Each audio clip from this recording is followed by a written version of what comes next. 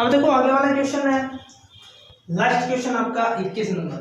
यदि त्रिभुज की भुजाओं के मध्य बिंदु, यानी कि अब की बार आपको भुजाओं के मध्य बिंदु दे रखे हैं 1 2 0 -1 2 और -1 है, तो त्रिभुज के शीर्षों के निर्देशांक ज्ञात कीजिए।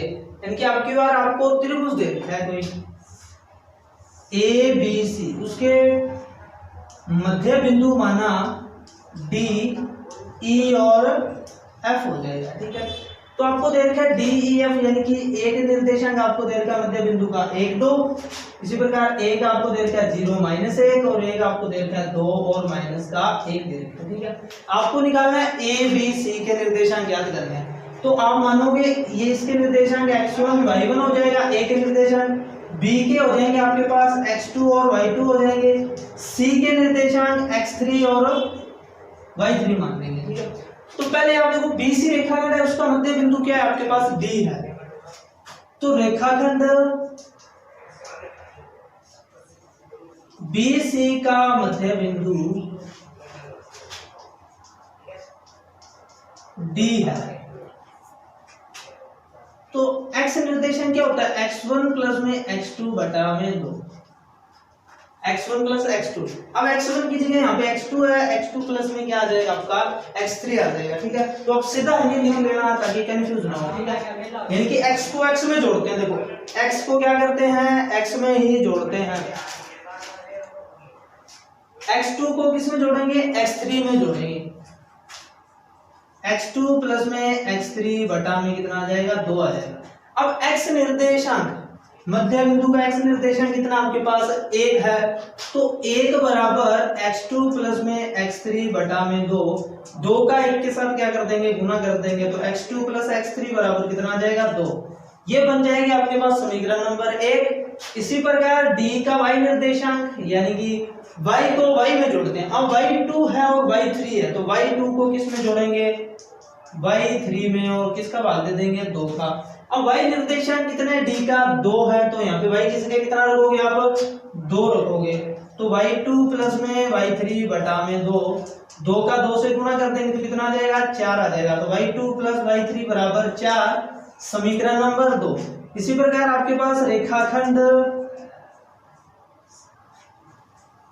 देखो A और C का मध्य बिंदु क्या है E है, रेखाखंड AC का मध्य बिंदु E है। मध्य बिंदु के निर्देशांक यानी कि x बराबर x1, पहले वाला x जोड़ देते हैं, x और x को जोड़ के 2 का क्या कर देते हैं भाग दे देते हैं, तो देखो x3 और x1 यानी कि आपके पास क्या आपके पास x1 और x3 को जोड़ते हैं और 2 का क्या कर देते हैं भाग दे देते हैं। अब जो E का x निर्देशांक है, E का x निर्देशांक कितना आपके पास 0 है, तो 0 बराबर x1 प्लस में x3 बटा में 2, 2 को 0 से गुणा कर देंगे तो क्या बन जाएगा x1 प्लस x3 बराबर 0, समीकरण नंबर 3। देखो तिरछा गुणा हो जाता, बटा में 0 को कुछ नहीं 1 लगा सकते हैं, वज्र गुणा हो जाएगा तिरछा गुणा, 2 को 0 से करेंगे 1 को इस समीकरण से कर देंगे तो क्या बन जाएगा x1 प्लस x3 बराबर 0, समीकरण नंबर 3। इसी प्रकार y निर्देशांक क्या होता है, y निर्देशांकों का योग बटा में 2, यानी कि y1 को y3 से जोड़ देंगे और y निर्देशांक कितना आपके पास -1 है, यानी कि y1 को y3 से जोड़ देंगे और 2 का भाग दे देंगे। अब देखो मध्य बिंदु का y निर्देशांक कितना आपके पास -1 है और बराबर y1 प्लस में y3 बटा में 2, बटा में कुछ नहीं है 1 लगा सकते हो, वज्र गुणा कर देंगे तो y1 प्लस में y3 बराबर 2 को अगर -1 से करोगे तो माइनस का 2 आएगा, समीकरण नंबर 4 आ जाएगा। इसी प्रकार आगे रहेगा रेखाखंड आपका A और B, रेखाखंड AB का मध्य बिंदु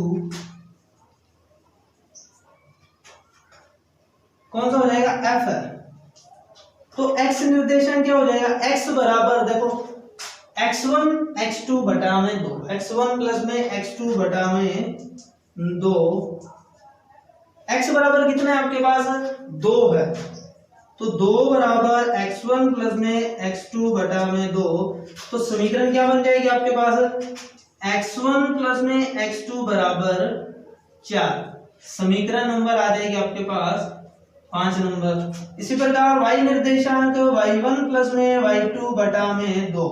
अब देखो यहाँ पे y1 और y2 इन दोनों का देखना है निर्देशांक, यानी कि y निर्देशांक को y निर्देशांक में क्या करना है, आपको जोड़ना है। और f का y निर्देशांक कितना आपके पास -1 बराबर y1 प्लस में y2 बटा में 2।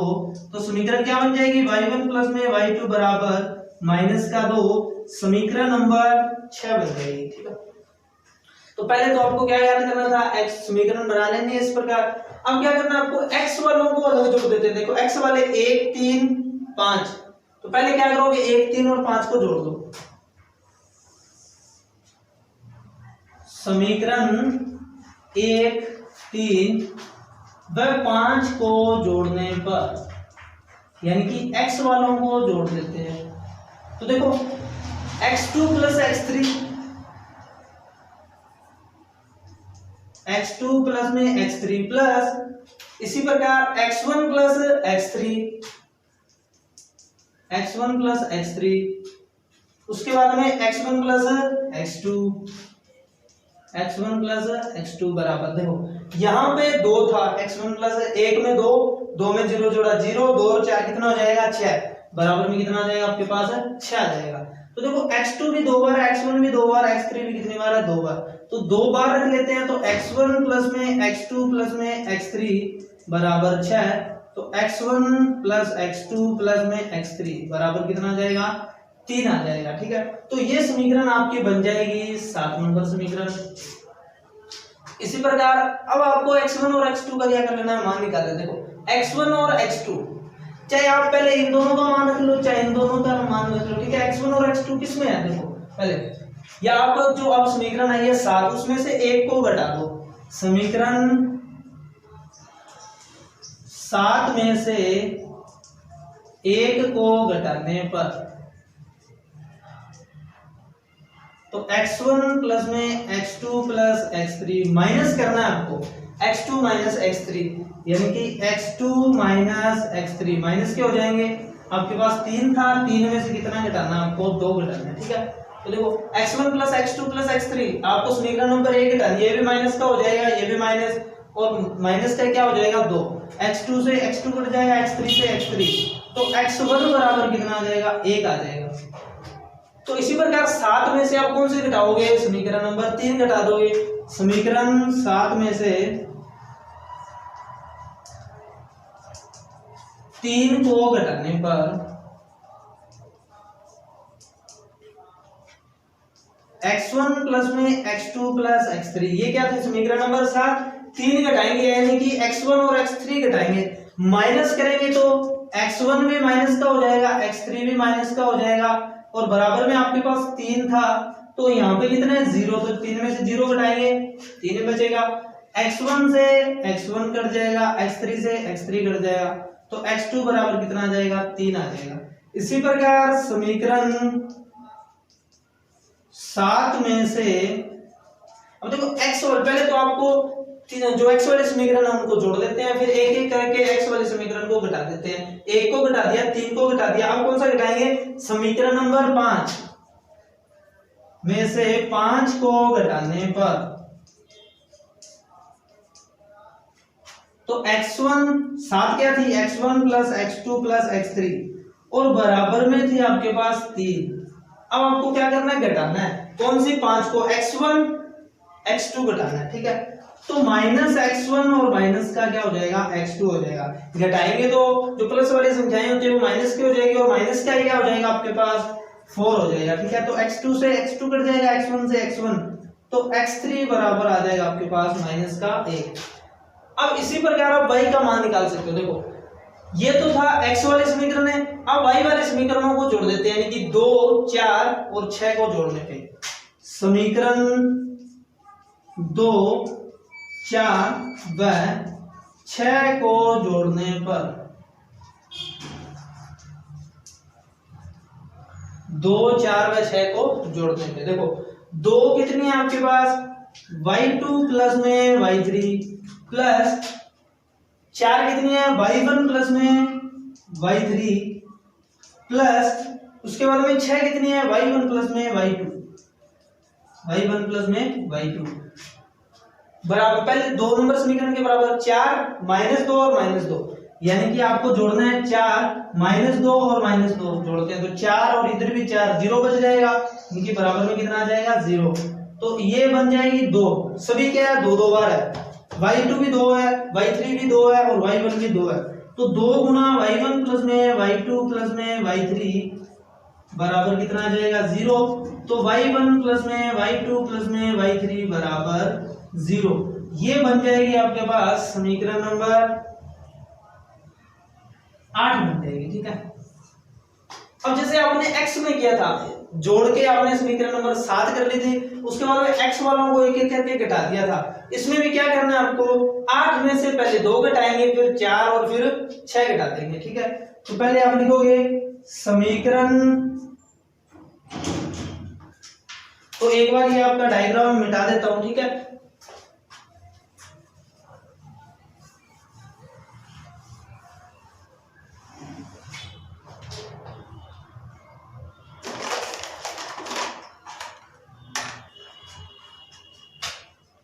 समीकरण जो 8 आई थी आपके पास, समीकरण 8 में से पहले 2 नंबर समीकरण को घटाएंगे। समीकरण 8 में से 2 को घटाने पर देखो 8 क्या थी, y1 प्लस में y2 प्लस में y3 और बराबर में क्या थी आपके पास 0 थी। ठीक है, तो पहले 2 को घटाएंगे, आपके पास क्या y2 और y3 है, तो घटाएंगे तो ये माइनस का हो जाएगा और ये भी क्या आ जाएगा माइनस, यानी कि जो घटाते हैं वो माइनस के हो जाते हैं, y2 और माइनस क्या हो जाएगा y3 और बराबर 0 - 4, y2 से y2 कट जाएगा, y3 से y3 कट जाएगा, तो y1 बराबर कितना आ जाएगा -4। इसी प्रकार आपके पास है समीकरण नंबर 8 में से 2 के बाद में कितनी आपके पास 4 है, तो कौन सी घटाओगे, 4 को घटाने पर 8 क्या थी, y1 प्लस में y2 प्लस में y3 और बराबर में था आपके पास 0 था। ठीक है, तो 4 को घटाएंगे तो y1 और y3 और क्या घटाएंगे, माइनस का 2 घटाएंगे। ठीक है, तो माइनस का y1 और माइनस का क्या हो जाएगा y3 हो जाएगा, 0 में से माइनस का 2, ये माइनस क्या है तो देखो प्लस का था, ये माइनस का होगा, ये भी माइनस, ये माइनस क्या तो क्या हो जाएगा प्लस का 2 हो जाएगा। ठीक है, y1 कट जाएगा, प्लस से कट जाएगा, माइनस का प्लस का, तो y2 बराबर कितना आ जाएगा 2 आ जाएगा। इसी प्रकार आपको समीकरण 8 में से 2 घटा दी, 4 घटा दिया, कौन सी घटानी है 6 को घटाने पर, तो 8 क्या थी आपके पास y1 प्लस में y2 प्लस में y3। ठीक है, माइनस करनी है आपको, y1 और y2 बराबर माइनस का 2 है, तो माइनस का y1 माइनस का y2 और बराबर में 0 था, 0 में से माइनस यानी कि प्लस वाला माइनस हो जाता है, माइनस वाला क्या हो जाएगा आपका प्लस का हो जाएगा और प्लस का क्या आ जाएगा आपके पास 2 आ जाएगा, तो y1 से y1 कट जाएगा, y2 से y2 कट जाएगा, तो y3 बराबर क्या आ जाएगा 2 आ जाएगा। ठीक है, तो आपको क्वेश्चन में यही पूछा था x1 y1 और x2 y2 x3 y3 यानी कि शीर्षों के क्या करने थे निर्देशांक, तो ए के निर्देशांक कितने आ जाएंगे, देखो त्रिभुज के ए बी सी 3 माने थे, तो x1 1 है, x1 कितना आपके पास 1 है, y1 कितना है माइनस का 4 है, और b निर्देशांक क्या था x2 y2 यानी कि x2 3 और y2 आपके पास 2 है, तो कितना आ जाएगा 3 और 2 आ जाएगा, यानी कि देखो x2 3 है और y2 2 है। इसी प्रकार सी निर्देशांक क्या था x3 माइनस का 1 है, x3 क्या आपके पास माइनस का 1 आ गया और y3 कितना आ गया था आपके पास प्लस का 2। तो आपको क्वेश्चन में ये पूछा था कि त्रिभुज के शीर्षों के निर्देशांक इनकी ए बी सी 3 निर्देशांक थे, ए निर्देशांक 1 माइनस 4 आ गया, बी 3 और 2 आ गया, सी माइनस का 1 और 2 आ गया। तो यहाँ तक आपकी जो प्रश्नमाला 9 है वो कंप्लीट हो चुकी है। आशा करता हूँ आपको 9.1 9.2 विविध प्रश्नमाला अच्छे से समझ में आ चुकी होगी। अगर फिर भी समझ में ना आए तो आप दोबारा वीडियो को देखो और कोई अलग से क्वेश्चन पूछना हो तो आप नीचे कमेंट करके पूछ सकते हैं। धन्यवाद।